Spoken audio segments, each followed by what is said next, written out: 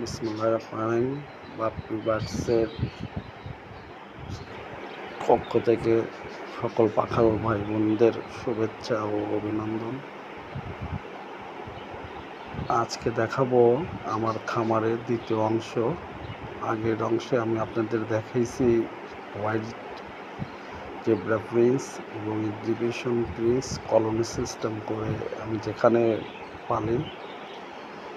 আজকে দেখাবো কিছু বাজরিকা কালেকশন, মোটামুটি আপনার 30 পেয়ারের মতন বাজরি আছে আমার এখানে। রেনবো, ইয়েলো জেপি এবং আপনার কিছু লটিনো রেড আই এবং ক্লাসিক তারা এই খামারের কিছু কালেক্ট। এখানে অনেক খুঁটিতে আল্লাহর রহমতে বাচ্চা আছে।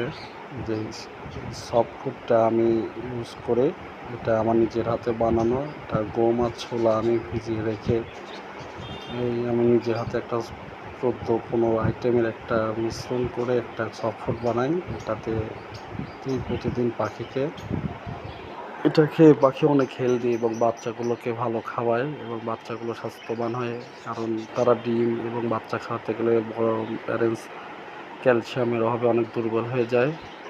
আল্লাহর রহমতে এই সফট ফুড খাওয়ানোর পর থেকে আমার পাখিগুলো অনেক হেলদি এবং বাচ্চাগুলো অনেক সুস্থবান হয়। আপনাদের ছেলে মেয়েদের মোবাইলের নেশার চেয়ে এখন পাখির নেশায় পড়াতে পারলে অনেক ভালো হবে। কারণ বর্তমান যুগে ছেলেপেলেরা স্কুল থেকে এসেই মোবাইল নিয়ে ঘাটাঘাটি করে, মাথায় প্রবলেম হয় তাদের। এর চেয়ে পাখির নেশায় তাদের যুক্ত করবেন, যাতে তারা ভালোভাবে পাখি পালতে পারে এবং মোবাইলের নেশা থেকে বন্ধ করতে পারে। তৃতীয় পার্ট পেতে সাবস্ক্রাইব করবেন আমাদের।